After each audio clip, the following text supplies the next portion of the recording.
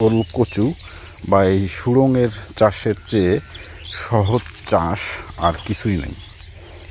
এটা হলো আমি এখান বাজার থেকে শুধুমাত্র এটার যে কন্দ, সেই কন্দটা এনে এখানে শুধু হলো একটা করে গর্ত করে সেখানে হলো যথেষ্ট পরিমাণে সার বা হলো আপনার গোবর দিয়ে এটাকে জাস্ট হলো এখানে পুঁতে দিয়েছিলাম।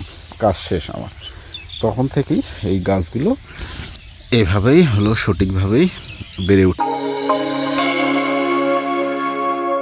আসসালামু আলাইকুম। এটা যেটা দেখছেন সেটা হচ্ছে, এটাকে বলে হলো আমাদের এদিকে গ্রামের ভাষায় এটাকে বলা হয় সুড়ঙ্গ। আবার যদি একটু ভদ্র ভাষায় বলি বা ভালোভাবে বলি তাহলে এটা হচ্ছে ওল কচু। ওল কচু তা আমি দেখলাম, আমি মোটামুটি অনেক ধরনের এখানে চাষাবাদ করে থাকি।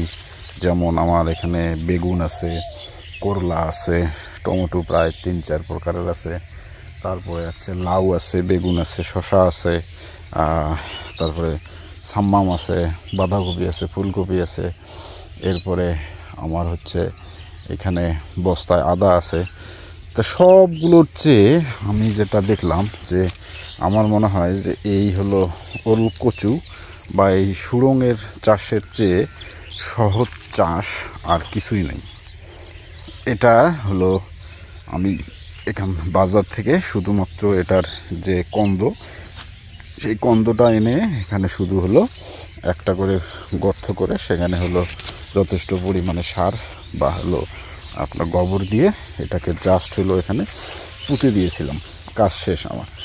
তখন থেকেই এই গাছগুলো এভাবেই হলো সঠিকভাবেই বেড়ে উঠতেছে এবং এটার আমি কোনো রোগবালাইও দেখি না। আবার এটার কোনো চিকিৎসার পিছনে বা এটার কোনো চিকিৎসাও আমাকে করা লাগে নাই। খুব সুন্দরভাবে গাছগুলো হলো এইভাবে বড় হচ্ছে। শুধুমাত্র আমি যেটা করি সেটা হচ্ছে এখান থেকে যখন হলো 2-3টা করে গাছ বের হয় তখন আমি হলো কিছু কিছু গাছের এইরকম করে কেটে দেই। আবার কিছু কিছু গাছের আমি হলো কাটি না। তার কারণ হচ্ছে, আমি বারবারই বলি যে হলো এটার কিছু কারণ আছে। আমার হলো এটার শুধুমাত্র আমার এটা হলো এক্সপিরিয়েন্স নেওয়ার জন্য আমি এই কাজটা করি। এই যে দেখাচ্ছি যে আমি হলো এই গাছটার কিন্তু কোনো প্রকার এখানে নিচে এরকম এই যে কাটাকাটি করি না। যে কয়টা আছে সে কয়টাই এখানে আমি এর ডালগুলো রেখে দিছি, যে শুধুমাত্র দেখার জন্য যে আসলে এইটার যদি একটা রাখি সেটাতে কীরকম ফলন হয়।